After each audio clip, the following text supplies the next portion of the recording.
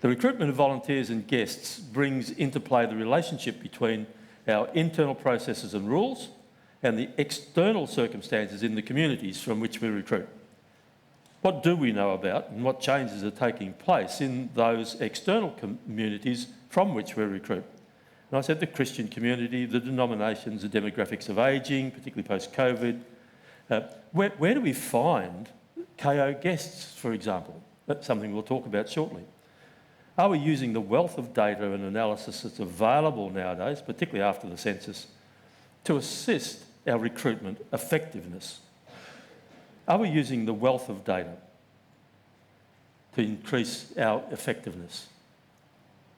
I'll come to that. The second point, the use of data in projects to improve understanding of our external environment to allow a targeted focus on recruitment efforts. Now, the first quote was in terms of background issues where we can be more effective in the future. The second quote was the fourth point in the list of 5 strategy elements for the post-COVID era, targeting and focus in our efforts. And I mentioned last night we had a video from Stephen, which introduced us, provided a small glimpse of changes in our recruitment market. But let me just make a general comment first. I don't have a slide for this, I added it a bit too late. And that is the role of postcodes in data. Postcodes are a valuable identifier. In June this year, we sent out a survey, Sarah sent out a survey to regions asking whether they had given thought to understanding the role of postcodes which are included in their catchment area for volunteers. Defining a catchment area, generally by travel time or distance, is a very important geographical constraint in recruitment. We understand it, but let us think about it a bit more. It constrains our recruitment area. The biggest constraint we have in our volunteer recruitment is the travel time for people to engage. Naturally we think of that because it's our own little area. But when we start looking at total population, of the total population of Australia, how many are in our recruitment areas? We've got 30-odd geographical locations, all with a catchment area. That's the first major constraint. We can identify that constraint in data terms with postcodes. Just a straightforward point. And a few things about postcodes. There is a surprising amount of information available just by Googling a postcode. You can ask Google, how many churches in a postcode? How many criminal justice centres are there in a postcode? Just simply using the thought of these are our postcodes in a geographical area, in a recruitment area.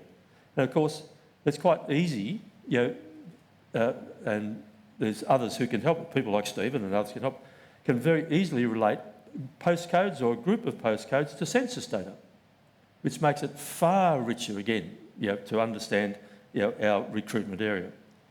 But more importantly, a postcode is an important identifier for any contact in a database. It allows us just through that one number to connect a volunteer with a region. If we think broadly, sending a message out, get the postcode of someone responding to a message, if we know the postcodes associated with the region, we can relate that individual postcode with a region. Come back to the questionnaire that we sent out. It was just a feeler of a questionnaire that was sent out, and we're still feeling our way in this particular territory. And what we're talking about here isn't fully resolved, but I'm wanting to introduce the idea. 50% of regions returned the survey. They were very simple questions. We asked, in your catchment area, what's a radius of a catchment area? Well, the most important thing we learnt, what a silly question that is. A radius applies to a circle. Not too many of our geographical areas are circles. A fair number of our catchment areas for regions are up along the coast. So it's not a question of saying what's the radius of a circle. So we learnt that, but it doesn't stop us from the idea that we can identify a catchment area by postcodes.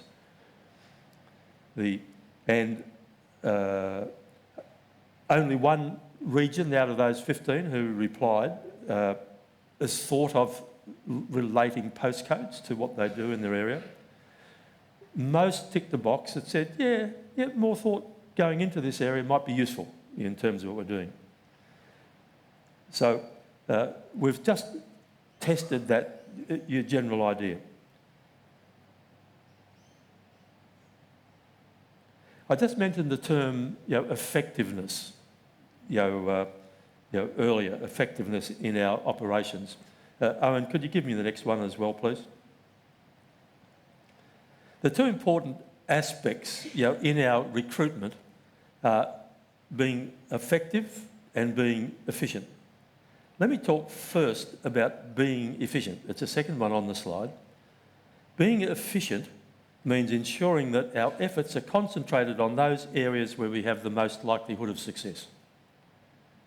Now, an obvious example, which I've just talked about, is not to waste effort on areas which are outside your catchment area. I can remember times in our past when we have put out more general invitations for people. Are you interested? Interested in Kairos, in various things. We learnt from that how disappointing it is when someone says, oh, yeah, I'm really interested. Yeah, I've got this. Where do you live? Oh, not within a catchment area, for any of the regions we had. Hence the need to start thinking targeting and focus. That's just a pretty obvious example.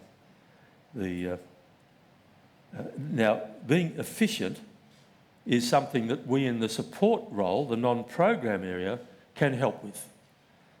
The efficiency within which we do recruitment is something which is in our territory.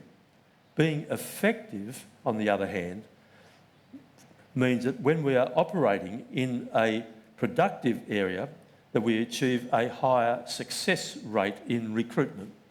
Marketers would call it hit rate, in the areas in which we're operating. That effectiveness is really where the regions come into play. And tomorrow, Tony Hoban has prepared some material around the effectiveness of recruitment going on in a regional area. So again, we've seen how this is playing out between what the support people can do to support the region and what is in the region's territory. Now, Deb and her teams tomorrow will be talking about the effectiveness, in our recruitment. While today, I just want to go on and spend some more time, talking, about the efficiency area of our recruitment, which is on the support side, the non-program area, where we're looking at ways that we can help regions, in their recruitment efforts. Now, as I said earlier, we're still in the ideas phase, of this particular area, but there's some quite interesting things that are starting, to emerge, in that particular space. In that case, let me just start on the idea of KO guest recruitment. At its starting point, Kairos outside, very simple stuff to start with, recruits guests, and with enough guests, it runs weekends, and when it knows it has, are we right? No, and when you've got enough guests, then you recruit volunteers. And we've discovered in the case of KI as well, that unless we've got a program to invite someone to, it's very hard to get volunteers. A similar sort of connection that we have is with KO guests. So that's the basic process that I'm going to be working on. And I did it. But let me now move to an example again of a different type that we've got involved with, which is KO recruitment, guest recruitment. And I had this slide up before I was starting into it. The process is we get guests, we run weekends, we plan weekends, and then we can recruit volunteers. We can do those processes, recruits of guests and recruits of volunteers, internally within the Kairos community. And that's traditionally how we've gone about doing that. In terms of volunteers, in recruiting KO volunteers, we draw on many of those from previous guests, obviously, from the KI family more broadly, other than just previous KO guests.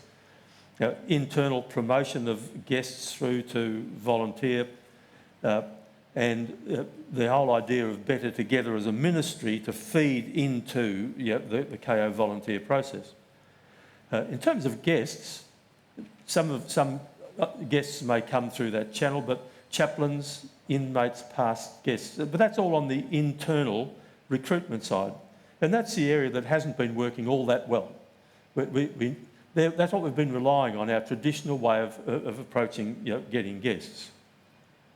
So let's have a look external to the Kairos community. And there are ways in which we get volunteers for KO, that is through the churches and through Christian promotions and other areas like that. But what about that broader external community that's not associated with the Kairos community? Not associated at all with the Kairos community? That's a big question mark. We don't do anything. By and large, some of you may, but by and large you don't. So let's explore that, and that's what I'm talking about now. And exploring that new community for finding KO guests is in line with this new thinking that I've been talking about for most of this morning. It's data-based. We can utilise the software that we're doing. We believe for projects to get us into that nature, we can find some potential funding for those projects.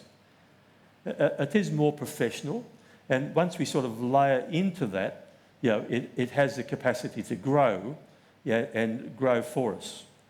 So reaching out into that area of community, is in line with what we've been talking about. So what's in that question mark? Now, this thinking has grown out of something that I picked up quite some time ago. It was in a publication, I think, by the Jewish Justice Centre. And it quoted a number for New South Wales. And it was something like 80% of people incarcerated come from about 30 postcodes. It might have even been less than 30 postcodes. So, and you think about, well, that's not surprising. Those 30 postcodes we'd probably identify in the census as being lower socio-economic groups. And if we're thinking where's those family and friends, of people who are incarcerated, they're likely to be, high likelihood of being, in the postcodes, of the people who are in jail. I've tried hard to get what in New South Wales, what those postcodes are. I haven't got to it yet, but we're working on that. But within those postcodes, there are groups, welfare groups, not necessarily Christian, or largely not Christian, who are providing welfare and community services into those groups. Welfare groups, community justice centres, parole centres, neighbourhood centres, who are in contact regularly with family and friends of those who are incarcerated. And in New South Wales here, and Sue is engaged with this through corrective services, a group of those institutions, organisations that are involved in post-release care. And that's a group called Through Care.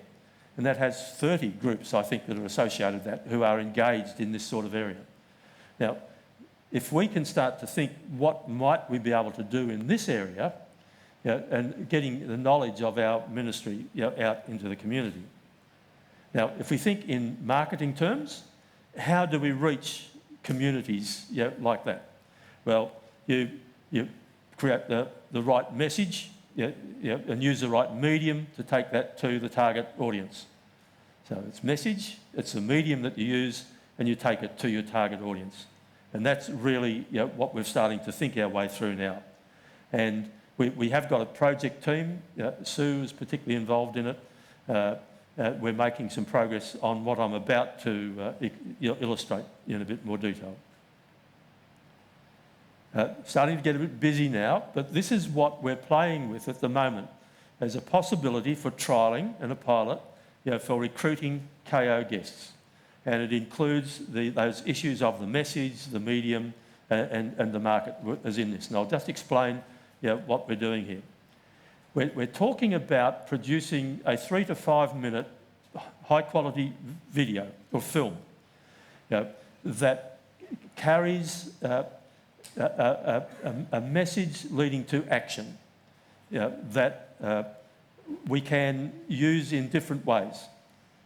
So we've talked about the target markets that we've done there. The film itself is not intended to be an information. We're not going to say who we are, we do this, we do that. It's meant to be an emotional message that the only thing it's required to do is to provoke an action. And that action, is, here I've got the zapper, oops, no, wrong way. That action we're talking about, get it right, that's right. That action that we're talking about, is having got that information into those target markets. It might be a film, it might be a poster backed up, it may be brochures left in those areas that I'm talking to in that target area. The only thing it's designed to do is to provoke people to go to a particular part, on our website. That response in there is to get people to go to a location on our website. When they come to that website, they get given the opportunity to follow a number of paths.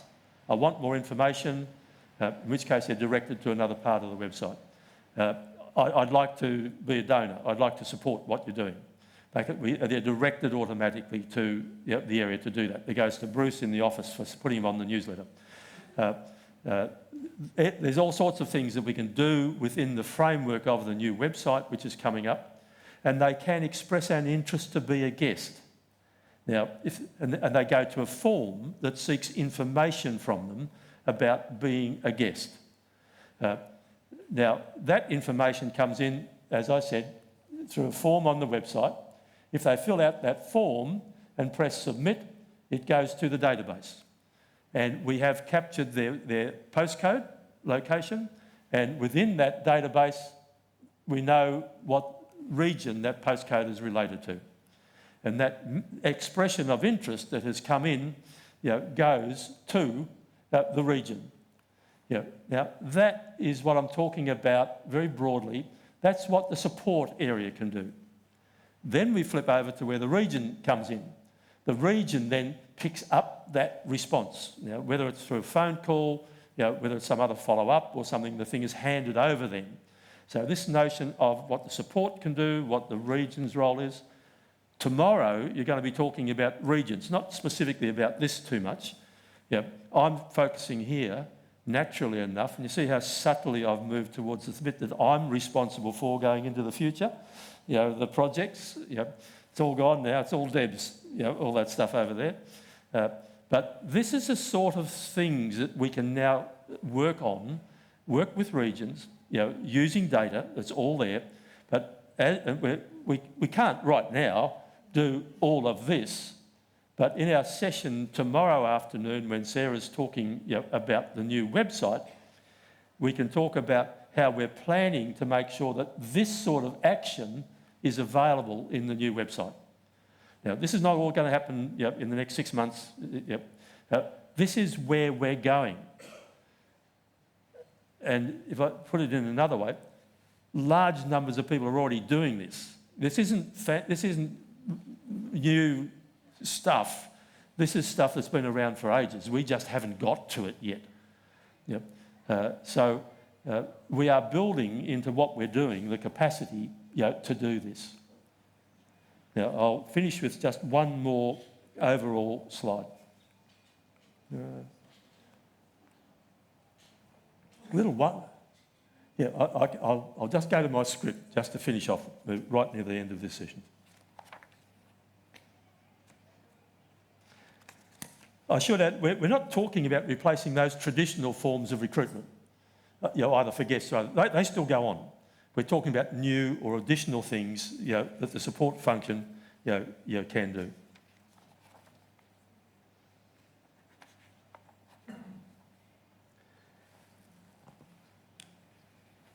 We started this morning with a question to the conference. What are the keys to success? Then through session 2, we examined 5 elements. of what were the keys to success. And then we ended up from that this morning with a summary of actions that we've gone through: processes, program, non-program, focusing and so on. We ended up with a clear goal for post-COVID success. We are looking and building a simpler and easier process for regions to make running regions simpler and easier, and particularly to attract more leaders into those areas. We've talked a bit this afternoon about projects to implement change, and in particularly how we can target and focus more. We've just mentioned the integrated database and the website together, and we've appointed someone who is responsible for the implementation of this to get regions up and going. I'll just do one final big overview slide. And this is, I'm talking here now 5 years or so down the track with the way we've perceived the strategy for the ministry. It's built on that diagram that I did before. And it's built around the capacity of the database, built with the website, the combination of those two working together, in contact, located with a region, maybe by postcode, but there'll be connections within here, the database, that allows someone to identify themselves from over here that will take them into a region. Now, that external environment, we were just talking about this one here, the families of inmates in relation to KO guest recruitment. The same thing works in churches. In relation to going into churches.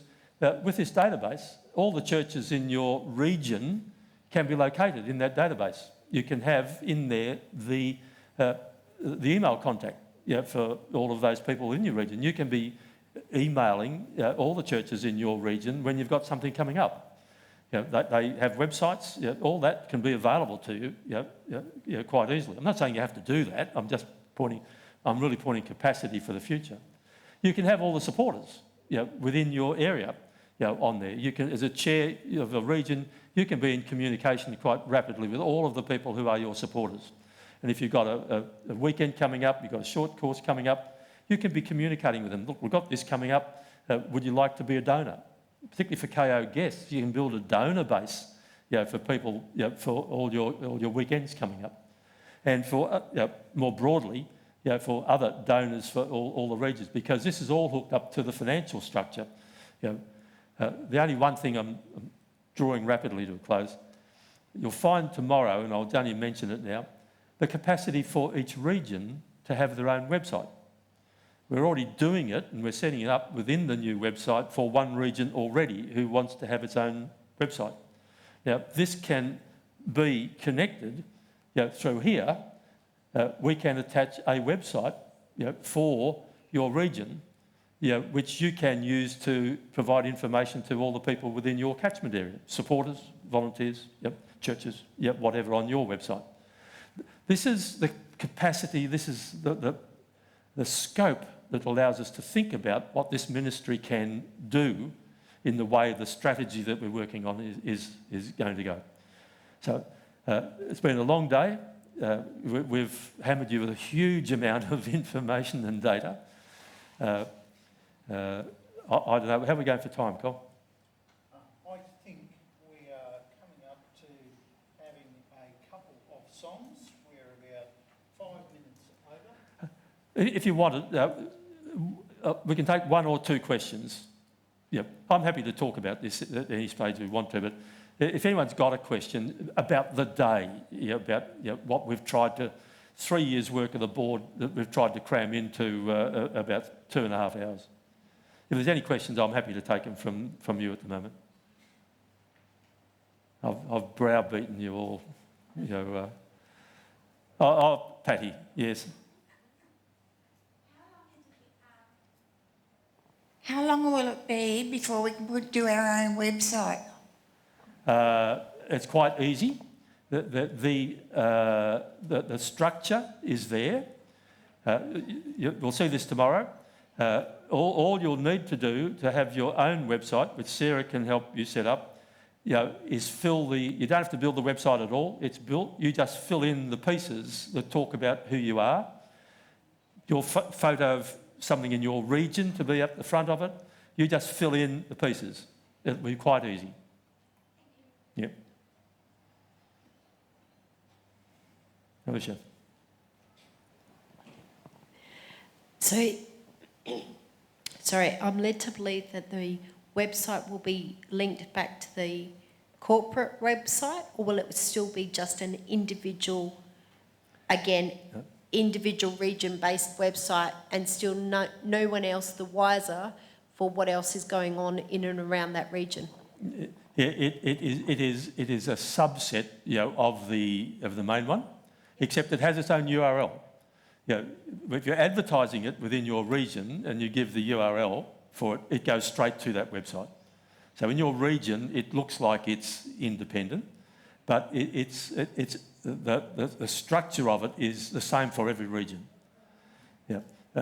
So you've got your own URL. It looks independent in the region, but it is set within the overall website. So then Bruce? Sorry. Yeah. Sorry. So then someone could go to the main KPMA Australia website and be looking at Kairos in general, Australia, on the website, and then go off a link there to look at KI inside, look at KO, look at Torch, wherever across the nation. Is that correct? As well as the independent of the... It's got a very capable, search function. If that, and we're still working. Improving the search function will take 6 months, 12 months. We've got to get it in use before we can really understand quite how to do that. But it has a very capable search function. And people could go into the search function and ask and search for the website for Mobilong. That'd be quite capable if you went in that way. But anyone that you've given the URL to out in your area goes straight to it. But that's for tomorrow afternoon. Yeah. Okay. Music.